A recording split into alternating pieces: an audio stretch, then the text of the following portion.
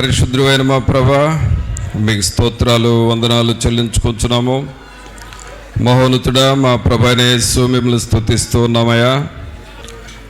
మిమ్మలను స్తుతించుటకును, మిమ్మలను గూర్చి పాడి కీర్తించి ఘనపరచుటకును సహాయము చేయండి. మీ కృపలో మమ్మలను బలపరచమని ప్రార్థన చేస్తూ ఉన్నాము.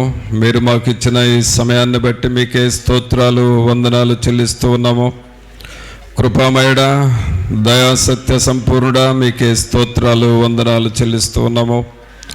మీరు ఈ ఆరాధనకు అధ్యక్షత వహించండి. తండ్రిని ఘనపరచుటకును, రక్షకుడైన యేసుక్రీస్తును మహిమపరచుటకును, మేము నాయన పరిశుద్ధాత్మనితో సహవాసము చేయుటకును కృపను దయచేయండి ప్రభా. మా అంతరంగములను మీరు కనికరించండి, మా అంతరంగములను మీరు బలపరచండి.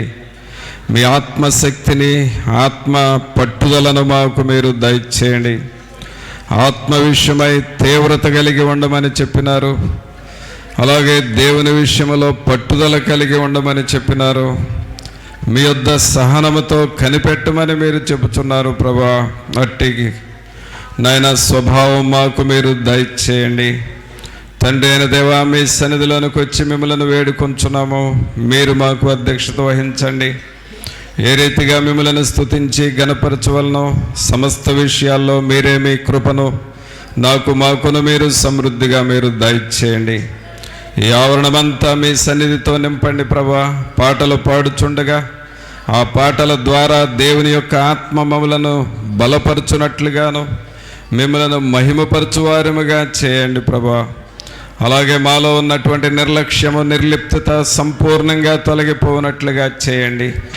దుష్టుని యొక్క ఆటంకములు మాలో కానీ, ఆవరణంలో కానీ, ఎవరిలో ఎక్కడ ఆటంకములు లేకుండా చేయండి ప్రభా. అడ్డుబండయు అడ్డు గోడలను కూలద్రోయమని ప్రార్థన చేస్తూ ఉన్నాము. మిమ్మలను ఘనపరచుటకు మాలో ఉన్న అభ్యంతరములన్నిటినీ మీరు తొలగించండి. పరిశుద్ధాత్ముడా, మీరు మా మధ్య కదలండి. మీ కొరకు మేము మార్గమును సరళము చేయువారముగా చేయండి నాయన. మీరు మా మధ్య సంచరించున్నట్లుగా మా పరిసరాలను, మమ్ములను పరిశుద్ధపరచమని ప్రార్థన చేస్తూ ఉన్నాం. రాజులైన యాజక సమూహముగా మమ్మల్ని ఇక్కడ చేర్చి మహిమ ఘనత ప్రభావాలు మీరే ఆరోపించుకొనమని నజరేయుడైన యేసు నామమున అడిగి వేడుకొనుచున్నాము తండ్రి, ఆమేన్. పాటలు పాడుకుందామండి.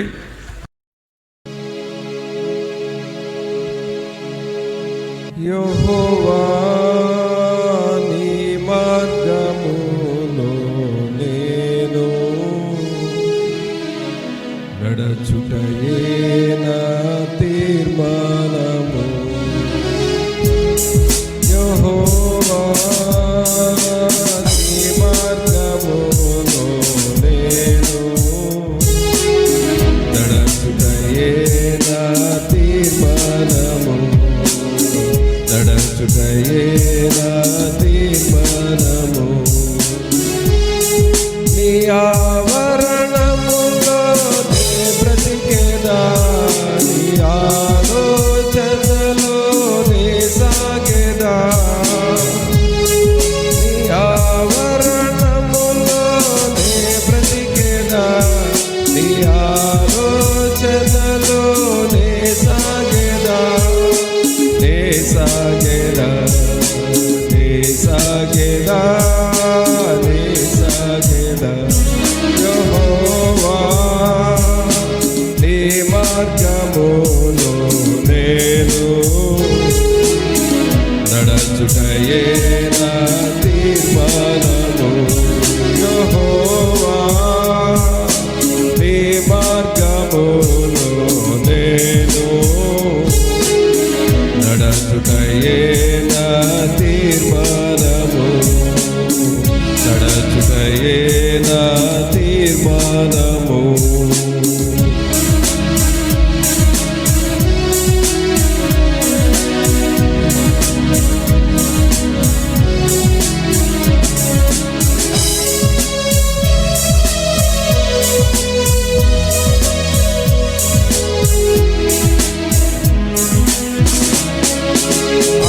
ఆకాశమందు ఆసీనుడా, మేఘ మేఘాలపై రానున్న ప్రభువా, ఆకాశమందు ఆసీనుడా, మేఘాలపై రానున్న ప్రభువా, ఈ వాక్యములకు లోబడిన ఈ ప్రజలను సమకూర్చెదవు. ఈ వాక్యమునకు లోబడిన నీ ప్రజలను సమకూర్చెదవు. ఈ ప్రజలను సమకూర్చెదవు. యెహోవా నీ మార్గమును నేను నడుచుటయే నా తీర్మానము. యెహోవా నీ మార్గములో నేను నడుచుటయే నా తీర్మానము.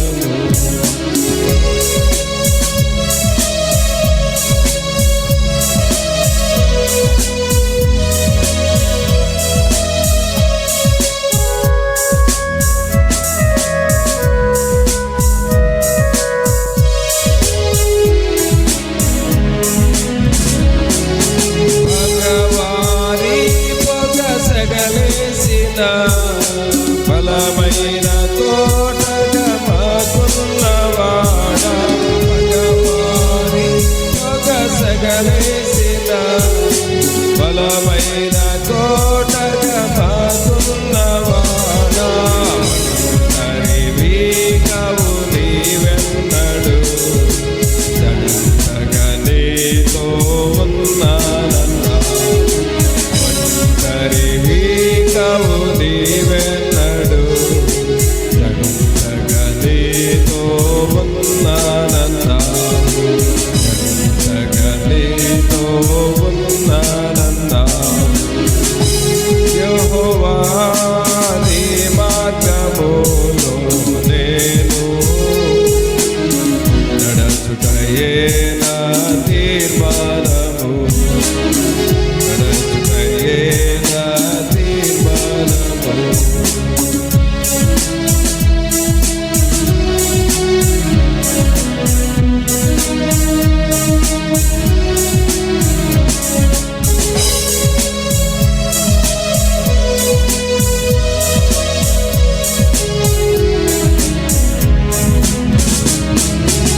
గొప్ప రక్షణ ఈవిగలిచిన నరులందరికీ ఆశ్రయదుర్గము.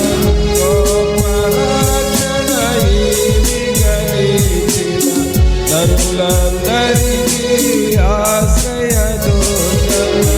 నిత్యము కనికరమును చూపు కృపగల దేవా స్తోత్రారుడా. నిత్యము కనికరమును చూపు కృపగల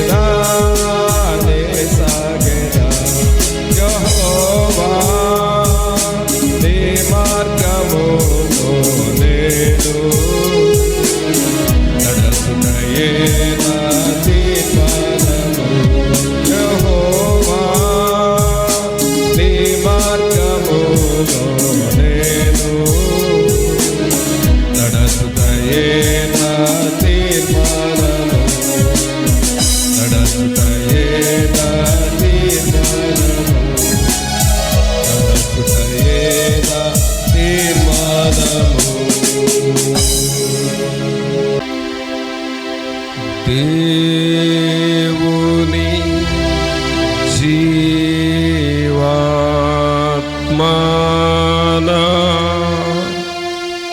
మీదికి రమ్ము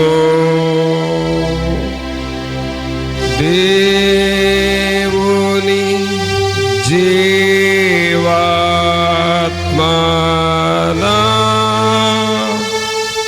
మీదికి రమ్ము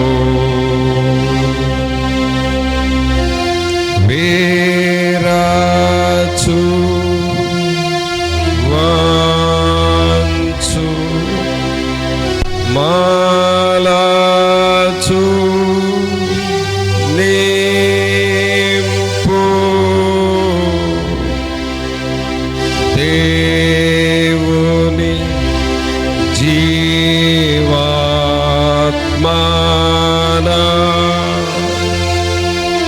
మీదికి రమ్ము. మీకు స్తోత్రాలు వందనాలు చెల్లించుకుంటున్నాము. మహోన్నతుడా మా ప్రభు అయిన యేసు మిమ్మల్ని స్తుతిస్తూ ఉన్నాము. మిమ్మల్ని ప్రేమించి మీరు ఇచ్చిన ఈ ఆరాధన సమయాన్ని బట్టి మీకు వందనాలు. ఇప్పటి వరకు పాటలు పాడి మిమ్మల్ని స్తుతించుటకు మీ సన్నిధిలో స్తుతి ఆరాధన చేయుటకు మీరు చేసిన సహాయమును బట్టి మీకు వందనాలు స్తోత్రాలు చెల్లిస్తూ ఉన్నాము. కృప కలిగిన మా దేవ మీకు వందనాలు. పరిశుద్ధమైన మా తండ్రి మిమ్మల్ని స్తుతిస్తూ ఉన్నాము. మీ వాక్యము ద్వారా మాతో మాట్లాడండి. మీ దయలిగిన హస్తమును మాతో ఉంచి పరిశుద్ధాత్ముడా మీరు మమ్మలను బలపరిచి నడిపించమని, మా హృదయాలకు ఏమి కావాలో ఆ హెచ్చరికలు ఆ వాక్యాలు మాకు ఇవ్వండి. అలాగే మా ఆత్మలు బలపడులాగున ఉజ్జీవింపబడులాగున మా ఆత్మలకు మేల్కొల్పును మీరు అనుగ్రహించమని మా ప్రభు అయిన యేసు నామమున అడిగి వేడుకొంచున్నాము తండ్రి. ఆమేన్. ప్రభునందు పిల్లరా, మనము మన నిత్య జీవితంలో అనేక సమయాలు శోధనలను ఎదుర్కొంటూ ఉంటాం. ప్రతి ఒక్కరికి, స్త్రీలైనా పురుషులైనా యవనస్తులైనా యవనరాళ్ళైనా ఎవరికైనా సరే శోధనలు వస్తూ ఉంటాయి. ఆ శోధనలు మనం ఎదుర్కోవాలి, లేక వాటిని జయించాలి. శోధనను మనము జయిస్తే దేవుని శక్తిని మనం పొందుకుంటాం. శోధనలో కానీ మనం ఓడిపోతే, జారిపోతే దేవునికి మనం దూరం అయిపోతాం. దేవుని వాక్యంలో ఏముందంటే శోధన సహించువాడు ధన్యుడు అని ఉన్నది. ప్రతి ఒక్కరూ దేవునిలో నిలబడాలి అని అనుకున్నవారు కొన్ని శోధనలు వస్తాయి, రాక మానవు, కానీ వాటిని మనం జయించాలి.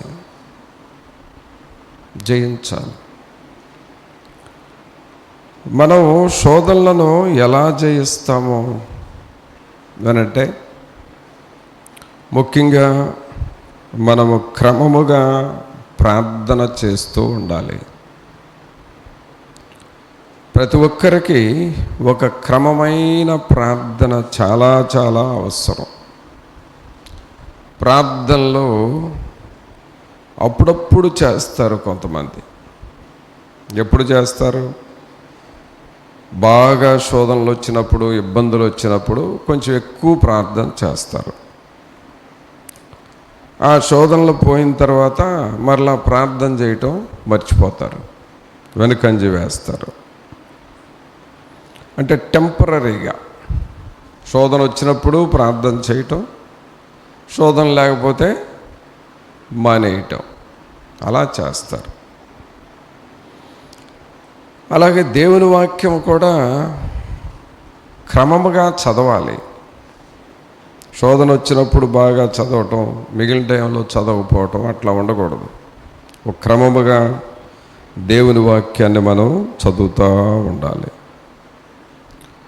కనీసం ఈ రెండు మనం పాటించగలిగితే, క్రమముగా ప్రార్థన చేయటం, వాక్యం చదవటం, ఇవి క్రమముగా పాటించగలిగితే చాలా వరకు శోధనను జయించే శక్తి మనలోనే ఉంటుంది. దావీదు గారు ఏమంటాడంటే, నీ ఎదుట నేను పాపము చేయకుండానట్లు నీ వాక్యముతో నా హృదయమును నింపుకొందును అంటున్నాడు. అంటే దేవుని వాక్యమును చదువుతూ వాక్యముతో నింపుకుంటూ ఉంటే శోధనలను జయించడం సులభం అయిపోతుంది. నేటి దినాల్లో వాక్యమైతే ప్రజలు వింటున్నారు కానీ బైబిల్ చదవట్లేదు. ప్రార్థనలకైతే వస్తున్నారు కానీ ప్రార్థనలు చేయట్లేదు. అందుకనే శోధనలు వచ్చినప్పుడు ఇలాంటి వారు సులభంగా జారిపోతారు. శోధనలో మనం నిలబడాలంటే, జయించాలి అనంటే, మరి బైబిల్ ఏం చెబుతుందో కూడా మనం వినాలి. వాక్యానుసారమైన హెచ్చరికలు మనం తీసుకోవాలి. చూడండి, కొంతమందికి శోధనలు వచ్చినాయి. వాళ్ళు ఎలా చేశారు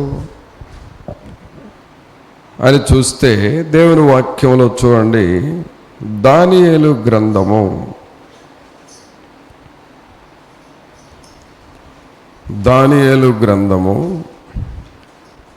1వ అధ్యాయము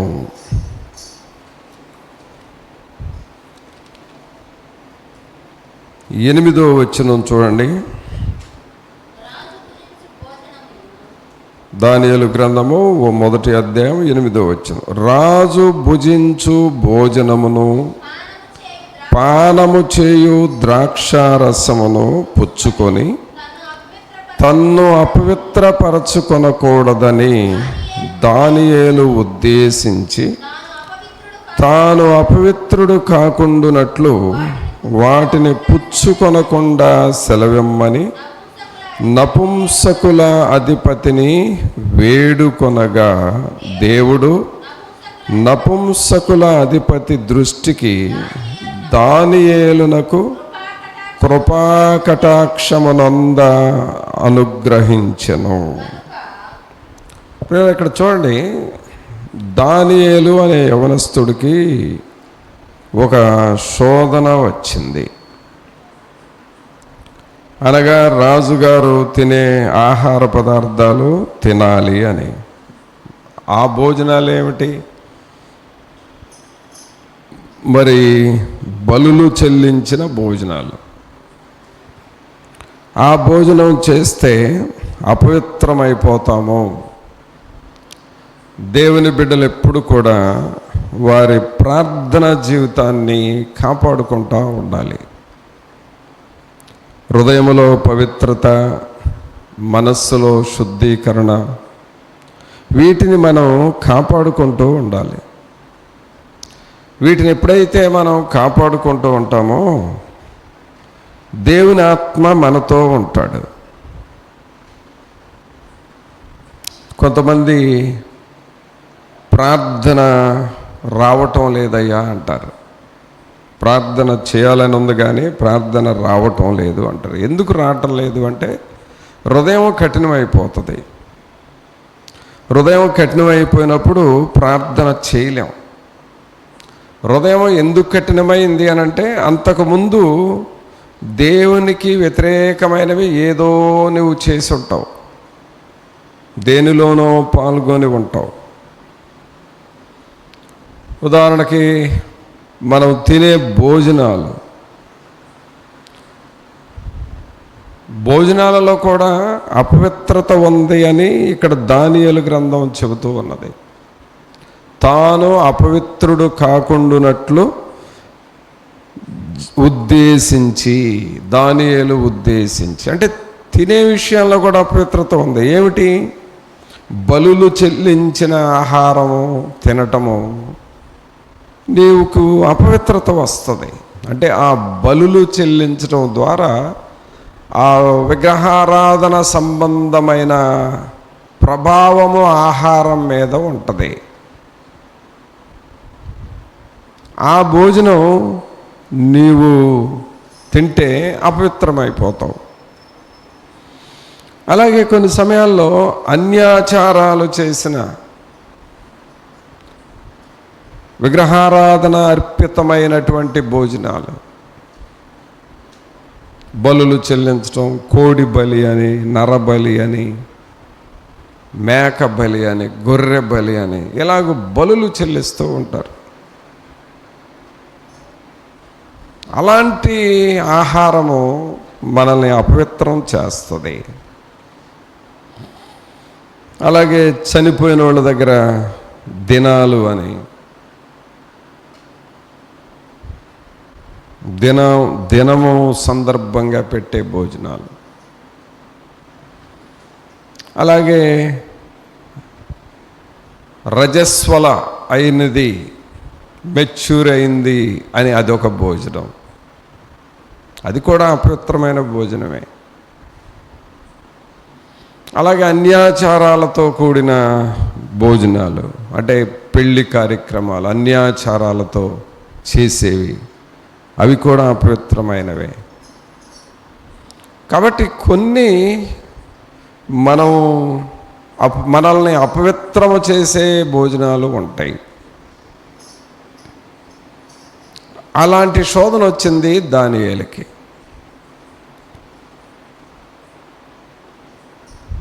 చూసారా? ఏశావు తన జ్యేష్ఠత్వపు హక్కుని అమ్ముకుంది దేనికంటే? భోజనానికే. ఆ ఎర్రగా ఉన్న చిక్కుడుగాయల కూర నాకు కావాలి, నాకు పెట్టు అన్నాడు కదా.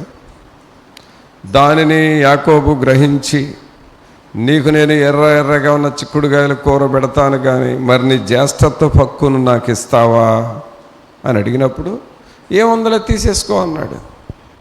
అంటే భోజనం కోసం ఆయన దేవుని ఆశీర్వాదం పోగొట్టుకున్నాడు.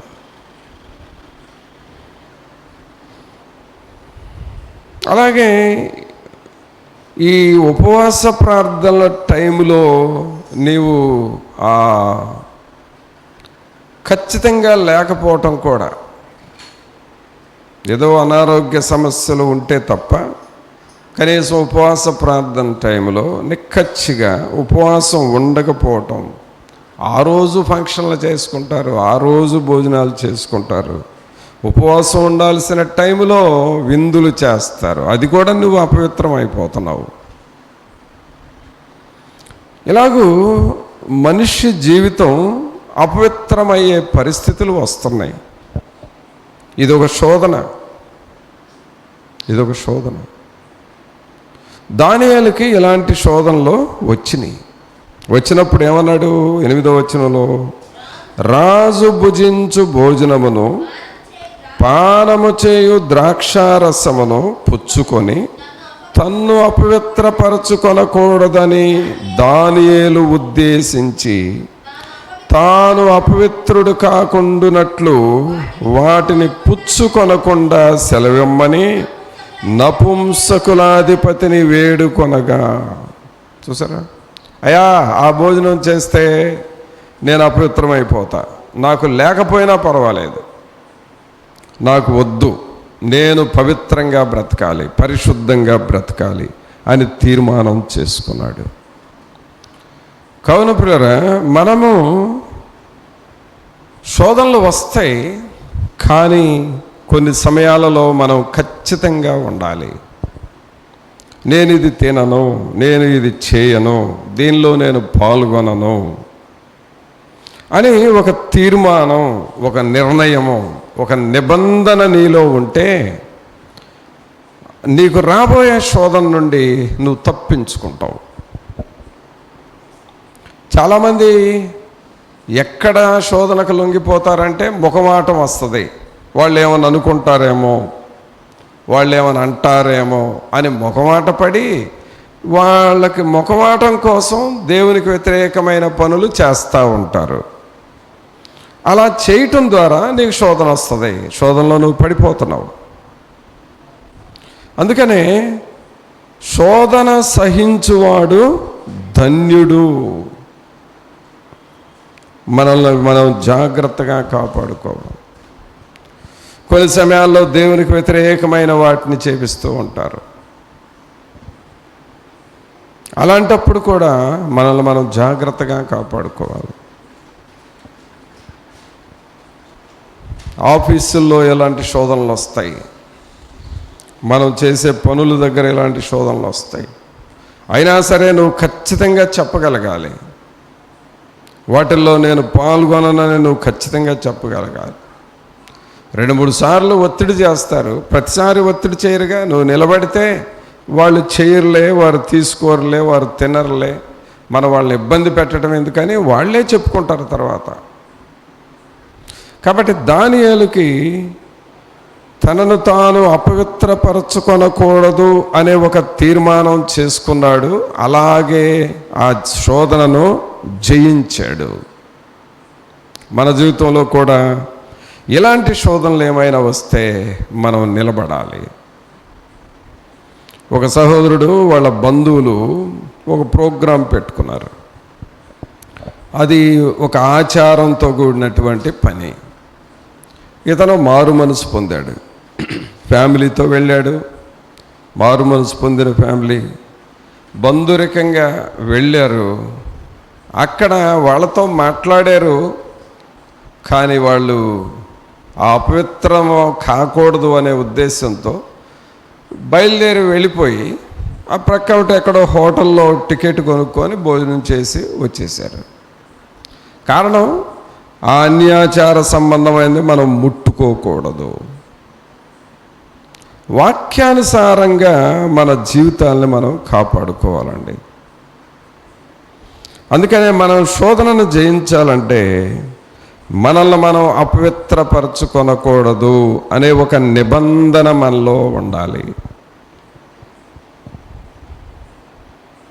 ఒక నిబంధన. ఆ నిబంధన ఎప్పుడైతే నీకు ఉంటుందో అప్పుడు నువ్వు శోధనలో పడవు. కొన్ని సమయాల్లో కొన్ని అనవసరమైన స్థలాల్లో కూర్చుంటాం. నీకు ఒక నిబంధన ఉండాలి, ఇక్కడ కూర్చోకూడదు అని. కొన్ని సమయాల్లో అనవసరమైన వాటిలో పాల్గొంటూ ఉంటాం. నీకు ఒక నిబంధన ఉండాలి, వీటిల్లో పాల్గొనకూడదు అని. అన్నీ చేయదగినవి కావు కదా, చూసిందల్లా చేయకూడదు. కొన్ని నిబంధనలు మనకు ఉండాలి. ఆ నిబంధనను నువ్వు కాపాడుకుంటే శోధన రాకుండా ఉంటుంది. నువ్వు ఆ నిబంధన లేకపోతే శోధనలో పడిపోతాం, జారిపోతాం. కాబట్టి ఇక్కడ దానియేలుకు శోధన వచ్చింది, కానీ ఆ శోధనను జయించాడు. తర్వాత ఇంకా చూడండి, శోధనను జయించాలంటే మనం ఏం చేయాలంటే 1 తిమోతి 6వ అధ్యాయము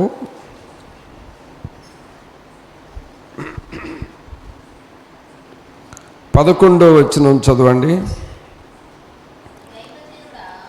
దైవజనుడా, నీవైతే వీటిని విసర్జించి నీతిని, భక్తిని, విశ్వాసమును, ప్రేమను, ఓర్పును, సాత్వికమును సంపాదించుకొనుటకు ప్రయాసపడము.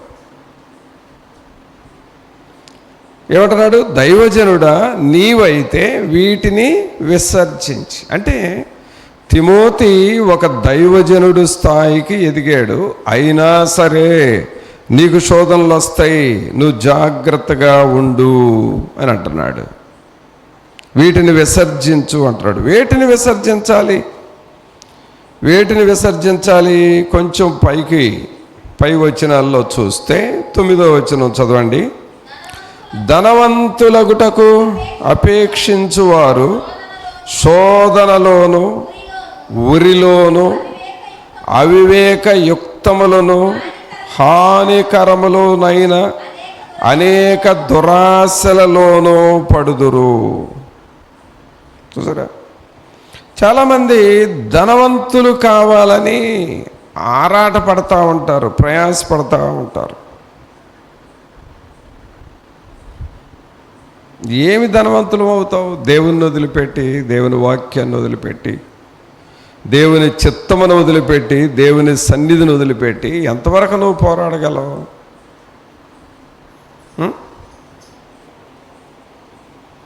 ధనవంతులగుటకు అపేక్షించువారు శోధనలోను ఉరిలోను అవివేకయుక్తములను హానికరములునైన అనేక దురాశలలోనూ పడుదురు. ఇవి శోధనలు. ధనవంతులు కావాలి అని ప్రయాసపడతా ఉంటారు. అందుకని ఎప్పుడు పని పని పని పని, ఒకటే పని. ఉదయం లేచిన దగ్గర నుండి పొద్దుగూకే వరకు ఒళ్ళు ఇరగదీసుకొని పనులు చేసుకుంటారు. కారణం ఏంటి? ఏదో చెయ్యాలి, ఏదో సాధించాలి. ఈ పనుల్లో పడిపోయి దేవుని సన్నిధిని మర్చిపోతారు. ప్రార్థన చేయాల్సిన సమయం కూడా మర్చిపోతారు. దేవుని వాక్యం చదవాల్సిన సమయం మర్చిపోతారు. ఇవన్నీ ఎప్పుడైతే నువ్వు వదులుకుంటున్నావో దేనిలో పడిపోతారంట? ధనవంతులగుటకు అపేక్షించువారు శోధనలో పడతారు. తర్వాత ఉరిలో పడతారు. ఉరి అంటే ఏంటండి? ఉరి తీశారు అని అంటారు. ఏంటి ఉరి అంటే? ఇంకంతే, ప్రాణమే పోద్ది. ఉరిలోను, తర్వాత అవివేకయుక్తములను హానికరములునైన అనేక దురాశలలో పడుదురు. కొంతమంది చీటీల మీద చీటీలు కడతా ఉంటారు. ఏదో చెయ్యాలి, ఏదో సంపాదించాలి. ఇక్కడ ఒక చీటీ కడతారు, అక్కడ ఒక చీటీ కడతారు, ఇంకో చోట ఇంకొక చీటీ కడతారు. ఇక వీళ్ళంతా ఆ చీటీ కట్టాలి, సంపాదించాలి, ఆ చీటీ కట్టాలి, సంపాదించాలి. ఇదే ఆలోచనలు. అంత మోయలేని బరువు పెట్టుకోవటం ఎందుకు? అంత ఆరాట పట్టడం ఎందుకు? చీటీల మీద చీటీలు, లోన్ల మీద లోన్లు, ఒకటే లోన్లు తీసుకోవటం, మళ్ళీ ఆ లోన్లు కట్టడానికి ప్రయాసపడటం. ఇదే పని జీవితం అంతా. ఈ లోపుకి ఏం చేస్తున్నావు? దేవుణ్ణి మర్చిపోతున్నావు, దేవుని వాక్యాన్ని మర్చిపోతున్నావు. ఆ లోనే గుర్తొస్తుంది, ఆ ఈఎంఐయే గుర్తొస్తుంది, ఆ చీటీలే గుర్తొస్తాయి. ఇక ప్రార్థన లేదు, బైబిల్ లేదు, పరిగెత్తటమే రోడ్ల మీద పడి. ఎందాక చేయగలవు? దేవుణ్ణి వదిలిపెట్టి ఎందాక ప్రయాసపడగలవు? కొంతమంది ప్రార్థనా జీవితాన్ని పోగొట్టుకుంటారండి. సైతానుడు శనివారం ఉపవాస ప్రార్థన ఒక 2 గంటలు ప్రార్థన చేసుకునే ఆ టైం కూడా మర్చిపోయేటట్టుగా చేస్తుంది. దేవుని సన్నిధిలో ఉపవాస ప్రార్థన చేసుకునే టైం కూడా నీకు గుర్తు లేకుండా చేసేస్తుంది. కారణం ఏంటంటే ఏదో చేయాలి, సాధించాలి అనే అపేక్ష.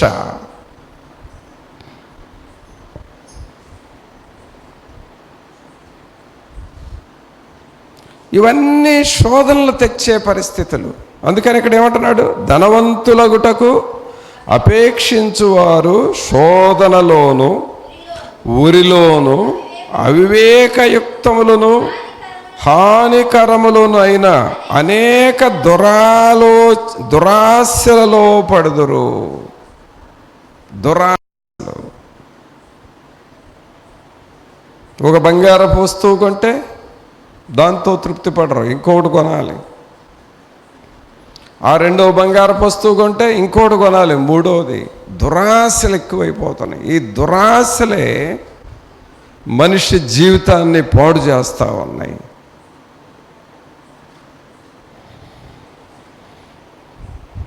పిల్లరా, దేవునిని వదిలిపెట్టి నువ్వేదో చేయాలి అని ప్రయాసపడటం అది నీకు చాలా నష్టం. తర్వాత అక్కడ ఏమవుతుంది చూడండి, అట్టివి మనుష్యులను నష్టములోను నాశనములోను ముంచివేయను. ఎంత భయంకరం అండి ఇది. అట్టివి మనుషులను నష్టములోను నాశనములోను ముంచివేయను.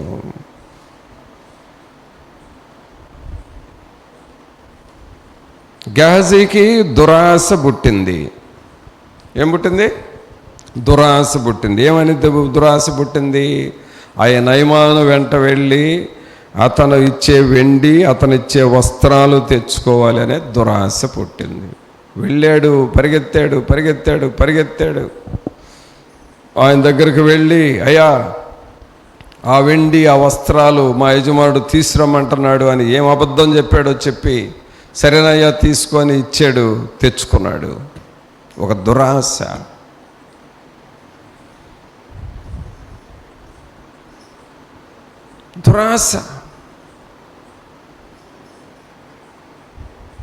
మరి ఈ దురాశ వలన ఆయన ఏమైనా బాగుపడ్డా? ఆయన కుటుంబం ఏమైనా దీవించబడిందా?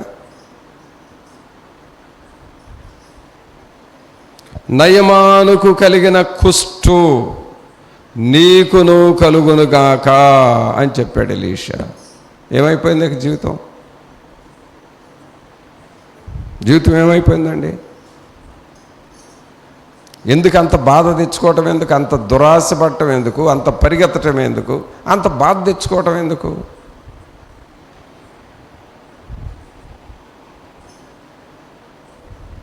కొంతమందికి దేవునికి ఏదన్నా ఇవ్వాల్సినది ఉంటుంది కదా, దేవుని సొమ్ము దశంభాగం అని, లేక ఒప్పుకున్న ప్రతిష్ఠిత అర్పణలు అని, దేవునికి ఫలాంది నేను ఈ మేలు చేస్తే నేను ఇలాగ చేస్తానని ఒప్పుకుంటారు. అలాంటివి కూడా ఇవ్వాలి అని అనిపించదు, ఎగరగొట్టాలనిపిస్తుంది.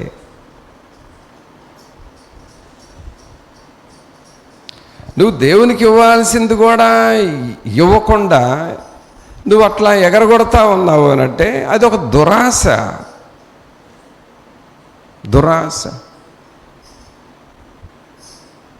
అంటే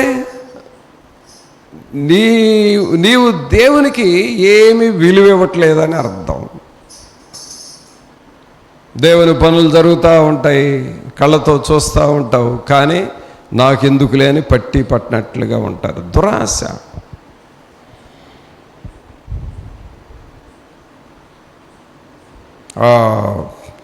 యేసు ప్రభు చెప్పాడు కదా, ఆ శాస్త్రులు పరిశీలన గురించి, మీరు వీధుల్లో నీతి సూత్రాలు నీతి బోధిస్తారు కానీ చిటికిన రేలతో కూడా మీరు సహాయం చేయరు, మీరు ఎందుకయ్యా చెప్పేది, మీ నీతి ఎందుకయ్యా అని అంటాడు. దురాశ. మనుషుల్లో పిల్లరా ఇలాంటి దురాశలు పెరిగిపోతూ ఉన్నాయి. వాళ్ళు ఏమైపోతారంట? అట్టివి మనుషులను నష్టములోను నాశనములోను ముంచివేయను. నష్టంలో పడేస్తాయి, నాశనంలో పడేస్తాయి. అందాక ఎందుకు పోవాలి మనం? తర్వాత ఏమంటాడు? ఎందుకనగా ధనాపేక్ష సమస్తమైన కీడులకు మూలము, కొందరు దానిని ఆశించి విశ్వాసము నుండి తొలగిపోయి నానా బాధలతో తమ్మును తామే పొడుచుకొనిరి. వాళ్ళకు వాళ్ళే పొడుచుకుంటా ఉన్నారంట. ఎన్ని శోధనలో చూడండి. వీటన్నిటిని గుర్తు చేసి తిమోతితో అంటున్నాడు 11వ వచనంలో, దైవజనుడా నీవైతే ఇలాంటివి చెయ్యొద్దయ్యా అంటున్నాడు. నీవైతే ఇలాంటివి చెయ్యొద్దు, చేసేవో చాలా నష్టపోతావు, ఇలాంటి వాటిని నువ్వు చెయ్యొద్దు. అంటే ఇలాంటి శోధనలు నీకు వస్తాయి, నువ్వు వాటిని అనుసరించొద్దు. కొంతమంది లాటరీ టికెట్లు అనుకుంటారు, ఏదో గొప్పోళం అయిపోదామని. అదొక దురాశ. కొంతమంది రకరకాల వాళ్ళు వస్తారు. ఒక్కసారి 2 సార్లు కట్టావంటే ఇక నువ్వు చూసుకో ఎంత నీకు వస్తుంది అనగానే అదొక దురాశ. ఎక్కడ ఉండలేకపోయినా అప్పులు తీసుకొచ్చైనా కడతారు.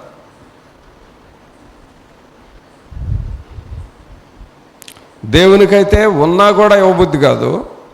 అలాంటి దురాశలు, లోక సంబంధమైన దురాశలకైతే లేకపోయినా అప్పులు తీసుకొచ్చి కడతారు. దీవించే దేవుణ్ణేమో వదిలేస్తారు.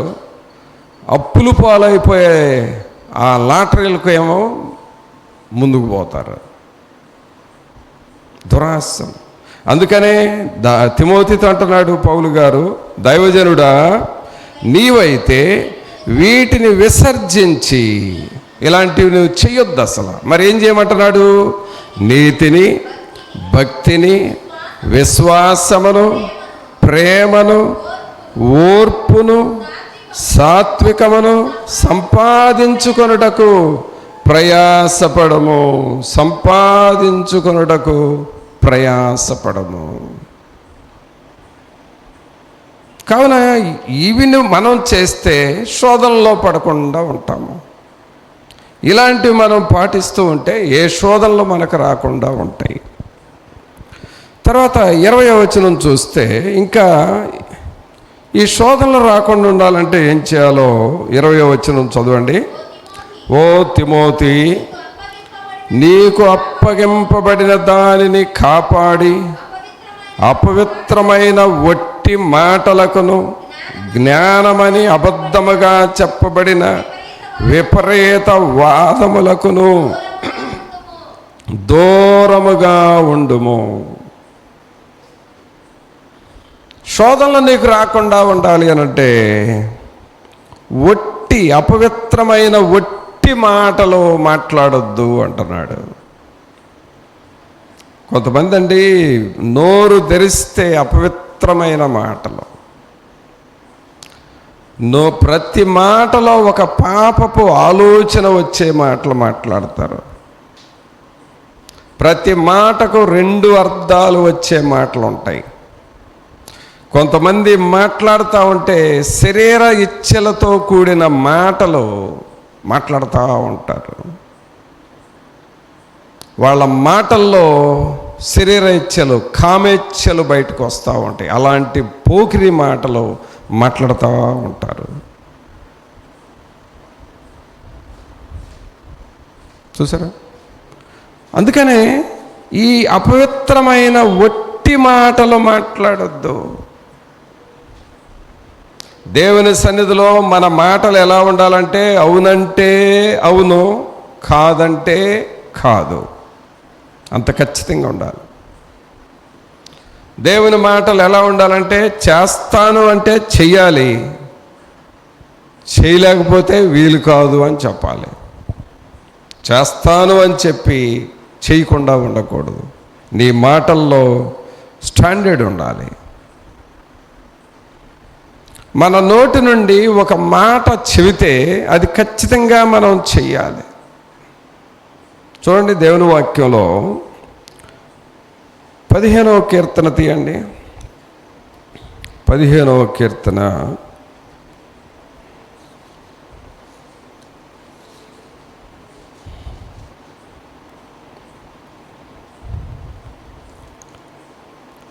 3వ వచనం చదవండి.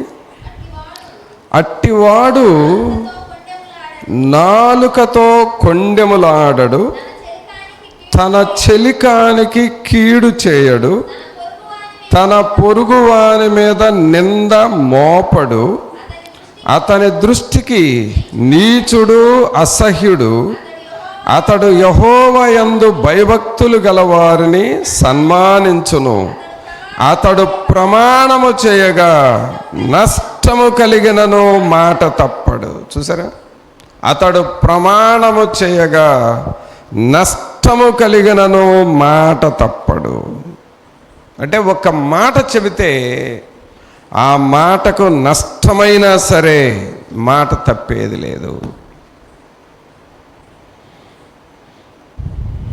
మరి ఎలాగ మనం సిద్ధపడుతున్నామా? మన హృదయాల్ని అలాగూ పరిశీలించుకుంటున్నామా?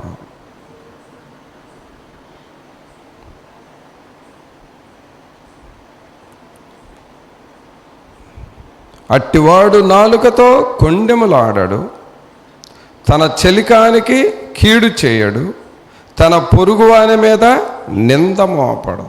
ఈ రోజుల్లో ఆ నిందల జంబ మోపటం, అబద్ధాలు చెప్పటం, తప్పు చేసి ప్రక్కమటోళ్ళ మీదకి నెట్టేయటం సహజమైపోయింది.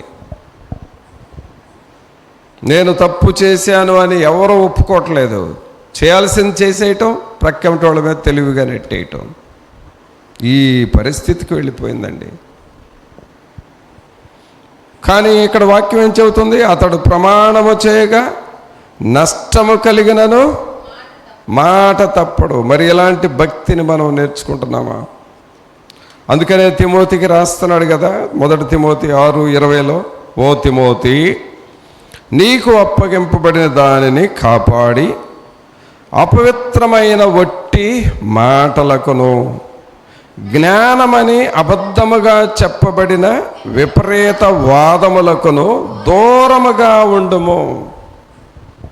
అపవిత్రమైన వట్టి మాటలు మాట్లాడొద్దు. ఈ అపవిత్రమైన వట్టి మాటల్లో భయంకరమైన చీకటి ప్రభావం ఉందండి. వీటిని ఏమంటామంటే లోక సంబంధమైన ముచ్చట్లు అంటాం. ఈ ముచ్చట్లలో కూర్చుంటే గంటలు అయిపోతాయి మనుషులకి. అసలు అందరికంటే బిజీగా ఉండేది ఎవరో తెలుసా? ముచ్చట్లు చెప్పుకునేవాళ్ళే. ముచ్చట్లు చెప్పుకునేవాళ్ళు. వాళ్ళ ముచ్చట్లు కనుక స్టార్ట్ చేస్తే చెప్పుకొని కొన్ని ఇళ్ల సంగతులు, కొంతమంది మనుషుల సంగతులు, ఒక ఊరు సంగతి, పొరుగునున్న ఊర్ల సంగతులు, ఇవన్నీ చెప్పుకొని వాళ్ళకి టైమే చాలదు, అంత బిజీ అయిపోతారు. ఏమవుతుంది అంటే అపవిత్రమైన మాటలు చెప్పుకొని మనసు పాడైపోతుంది, హృదయము కఠినమైపోతుంది, ప్రార్థన నడిపింపు ఉండదు. ఒకవేళ నువ్వు ప్రార్థనకి వెళ్ళినా అంతకుముందు చెప్పుకున్న మాటలే గుర్తొస్తూ ఉంటాయి. అవే మైండ్లో రింగ్ అవుతూ ఉంటాయి. ఇలాగ మనుషులు అపవిత్రమైపోతూ ఉన్నారు. మరి ఎలా ఉంది మన పరిస్థితి? ఎలా ఉన్నాం మనం?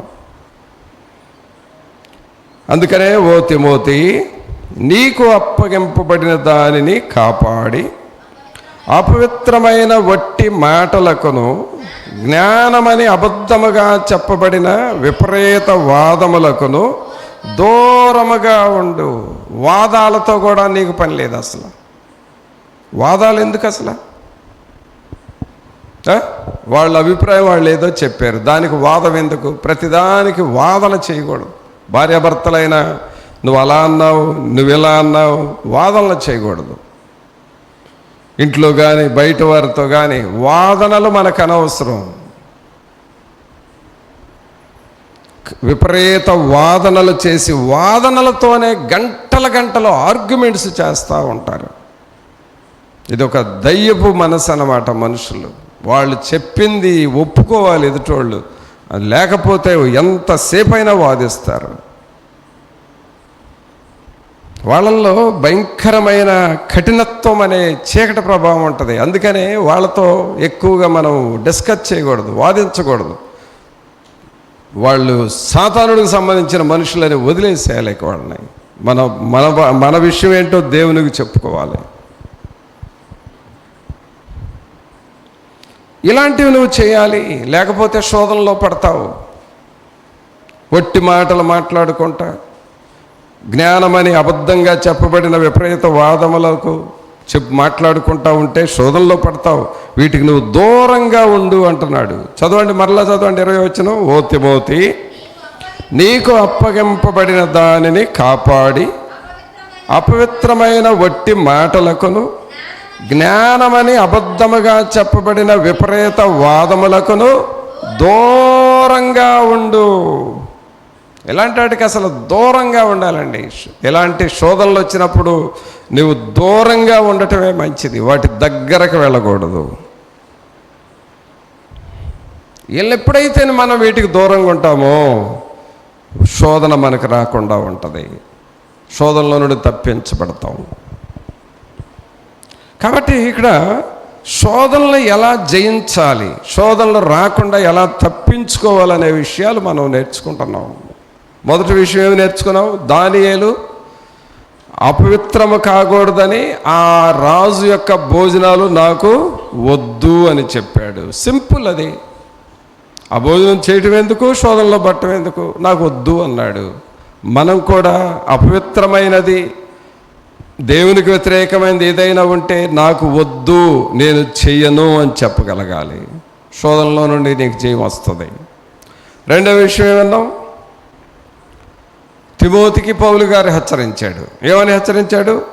ఇదిగో ధనవంతులగుటకు కొంతమంది ఆశపడతారు, అలాంటి వారు దురాశల్లో, ఉరిలో, నాశనములో, నష్టంలో పడుతున్నారు. ఇలాంటి వాటికి నువ్వు దూరంగా ఉండు, వీటి దగ్గరకు పోవద్దు, వీటిని చెయ్యొద్దు అని అన్నాడు. అలాగ చేయకుండా ఉంటే నీవు శోధనలో నుండి తప్పించబడతావు. చూసారా, కొంతమంది డబ్బు ఏం చేయాలో అర్థం కాక ఏదేదో ఇంకా పెట్టుబడి పెట్టి ఇంకా సాధించుదామని పెడతారు. సంపాదించిందంతా పోగొట్టుకునే వాళ్ళు కూడా ఉన్నారు. కారణం ఇంకేదో చేయాలని పెట్టుబడి పెట్టి అంతా పోగొట్టుకున్నారు. ఇదే నష్టంలో పడటం అంటే. అందుకని ఇలాంటి నువ్వు చేయొద్దు తిమోతి అని అంటున్నాడు. ఇంకేమన్నాడు? నీతిని, భక్తిని, విశ్వాసమును, ప్రేమను, సాత్వికమును, ఓర్పును సంపాదించుకొనుటకు ప్రయాసపడు అని చెప్పాడు. ఇలాంటివి నువ్వు చేసినప్పుడు శోధనలు నీకు రావు. తర్వాత ఏమంటున్నాడు 20వ వచనంలో? అపవిత్రమైన వట్టి మాటలకు, జ్ఞానమని అబద్ధంగా చెప్పబడిన విపరీత వాదములకు దూరంగా ఉండు. వాదనలు చేయొద్దు. పిడివాదనలు అంటారే, ఈ పిడివాదనలు నువ్వు చేయొద్దు.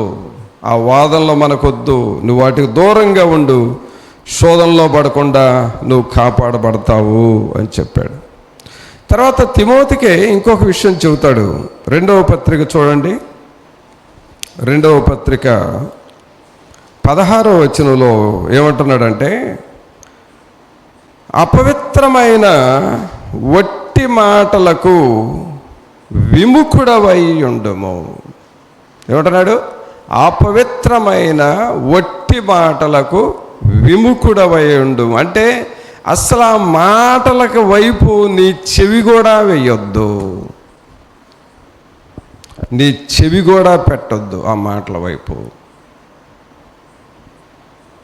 నీవు చెవి పెట్టినా సరే నువ్వు అపవిత్రమైపోతావు. అందుకని అసలు వాటిని వినొద్దు. పిల్లరా, ఈ మనల్ని పాడు చేసే మాటలు వినటం కూడా చాలా నష్టమేనండి. మనల్ని పాడు చేసే మాటలు వినటం కూడా మన ఆత్మీయ జీవితాలకు చాలా నష్టం చేస్తాయి. అందుకనే కొన్ని మనం వినకూడదు. అదేంటా తెలుసుకోవాలి అనే కుతూహలం ఉంటుంది కొంతమందికి. అది తెలుసుకున్న కాడి నుంచి నీ మనసు పాడైపోద్ది. అసలు అవి వినటం ఎందుకు? నువ్వు వాటికి విముఖుడవై ఉండుము అంటున్నాడు. నువ్వు అవి వినకుండా ఉంటే చాలా శోధనలు నీకు రాకుండా ఉంటాయి. అవి వినే కొద్దే మాట్లాడాలనిపిస్తుంది, మాట్లాడే కొద్దే వాదన పెరుగుతూ ఉంటుంది, వాదన పెరిగే కొద్దే శోధన పెద్దదవుతూ ఉంటుంది. అసలు నువ్వు వింటం ఎందుకు? అదే కదా ఇక్కడ అంటున్నాడు. ఏమంటున్నాడు? చదవండి అన్నమాట. 16వ వచనం. అపవిత్రమైన వట్టి మాటలకు విముఖుడవై ఉండుము. అట్టి మాటలాడువారు మరి ఎక్కువగా భక్తిహీనులగుదురు. అపవిత్రమైన మాటలను మాట్లాడుతూ ఉంటే భక్తిహీనత నీలోనికి వస్తుంది. అందుకనే అలాంటి మాటలు నువ్వు మాట్లాడబాకు తిమోతి అని చెబుతూ ఉన్నాడు. కావున ప్రభునందు ప్రేర, మరి మనల్ని మనం జాగ్రత్తగా పరిశీలన చేసుకుందాం. ఈ అపవిత్రమైన మాటలు ఏమేమి వస్తున్నాయో, అపవిత్రమైన మాటలు మాట్లాడే వారికి అపవిత్రమైన ఉద్రేకాలే వస్తూ ఉంటాయి. అపవిత్రమైన ఉద్రేకాలు నీకు వస్తున్నాయి అంటే అపవిత్రమైన ఆలోచనలు, కలలు వస్తూ ఉంటాయి. అందుకనే దేవుని వాక్యానుసారముగా మనల్ని మనం పవిత్రంగా కాపాడుకోవాలి. మరి అలాగూ మనం జీవిస్తూ ఉన్నామా? అలాగూ మన ఆత్మీయ జీవితాలని కాపాడుకుంటున్నామా? కావున శోధనలు వస్తాయి, కానీ ఇప్పుడు మనం నేర్చుకుంటున్నది ఏమిటంటే శోధనలు వచ్చినా ఎలా తప్పించుకోవాలి, రాకుండా ఎలా కాపాడుకోవాలి అనే విషయాలు మనం నేర్చుకుంటున్నాం.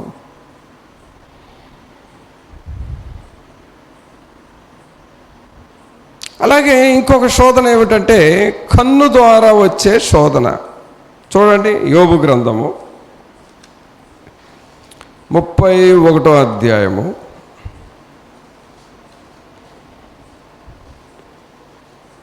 31వ అధ్యాయము 1వ వచనం చదవండి. నేను నా కన్నులతో నిబంధన చేసుకొంటిని, కన్యకను నేను ఎలాగు చూచుదును, అలాగు చేసిన ఎడల పరమననున్న దేవుని ఆజ్ఞ ఏమగును, ఉన్నత స్థలముననున్న సర్వశక్తుని స్వాస్థ్యమేమగును. చూడండి, కన్నులతో కూడా యోబు నిబంధన చేసుకున్నాడు. కన్యకను నేను ఎలాగో చూస్తాను. వాళ్ళ వైపు చూడటం ఎందుకు? దురాలోచనలు రావటం ఎందుకు? దురాలోచనలు రావటం ఎందుకు? జీవితము సాక్ష్యం పాడు చేసుకోవటం ఎందుకు? అందుకని నేను అసలు చూడకుండా ఉంటాను అని ఒక నిబంధన చేసుకున్నాడు. ఇంకా నీకు శోధన ఏముంది? శోధనలు ఎప్పుడు వస్తాయంటే నువ్వు కావాలని చూస్తావు చూడు, అప్పుడు నీకు శోధనలు వస్తాయి. కావాలని మాటి మాటికి చూస్తావు చూడు, అప్పుడు నీకు శోధనలు వస్తాయి. ఇప్పుడు ఈజీగా కన్నులతో చూసి చేసే పాపం ఏంటంటే సెల్ ఫోన్లే. నీకు కావలసిందల్లా ఓపెన్ చేసుకోవటం, చూడటం. కన్నులతో చూడటం, మనస్సును పాడు చేసుకోవటం. కన్నులతో చూడటం, మనస్సును పాడు చేసుకోవడం, జీవితం అపవిత్రం చేసుకోవడం. ఆ కన్నులకు ఒక నిబంధన చేసుకో, నాకు ఇలాంటి వద్దు ప్రభా, నేను చూడను అని యోబులాగా ఒక నిబంధన చేసుకో, నీకు సమస్య ఉండదు. కావున ప్రభునందు పిల్లరా, మనం ఎలాగుంటున్నామో మనల్ని మనం జాగ్రత్తగా పరిశీలన చేసుకోవాలి. మరి ఇలాంటి నిబంధనలు ఏమైనా ఉన్నాయా? ఇలాగూ నీ కన్నులకు, నీ నోటికి నేను అపవిత్రమైనది తినకూడదు, అపవిత్రమైనది మాట్లాడకూడదు, వ్యర్థమైనది చూడకూడదు అనే ఒక నిబంధన నువ్వు చేసుకొని ఉన్నట్లయితే నీకే శోధనలు రావు. శోధనలు ఒకవేళ నీ దగ్గరకు వచ్చినా కూడా వాటిని నువ్వు జయిస్తావు. మరి అలాగూ మనం సిద్ధపడదామా? ఎప్పుడైతే ఈ శోధనలు మనం జయిస్తామో మనము దేవుని యొక్క శక్తిని పొందుకుంటాం. దేవుని యొక్క ప్రభావం మనలోనికి వస్తుంది. శోధన సహించువాడు ధన్యుడు అని ఉంది కదా. యాకోబు రాసిన పత్రిక తీయండి. యాకోబు రాసిన పత్రికలో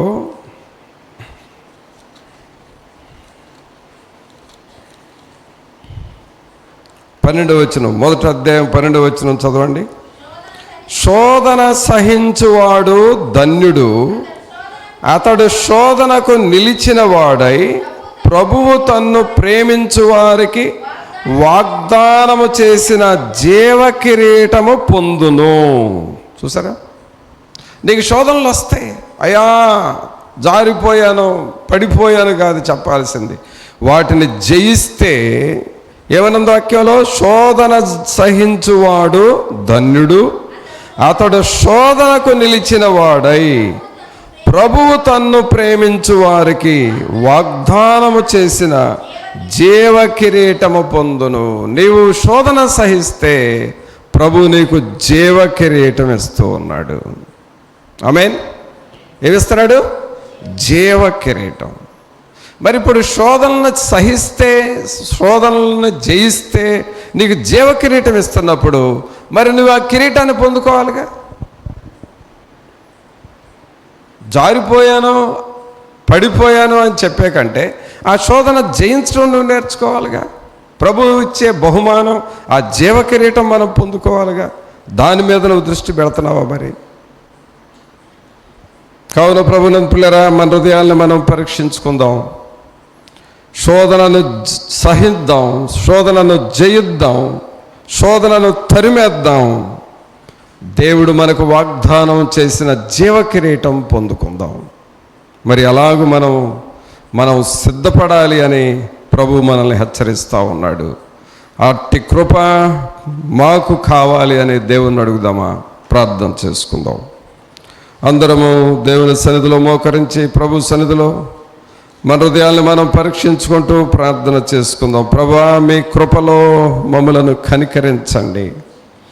మీ సన్నిధిని, మీ ఆత్మ సహాయము, మీ కాపుదల మాకు దయచేయండి. నిరంతరము మిమ్మల్ని గుర్తెరిగి మీ కొరకు యోగ్యులముగా, నమ్మకస్తులముగా జీవించాలి.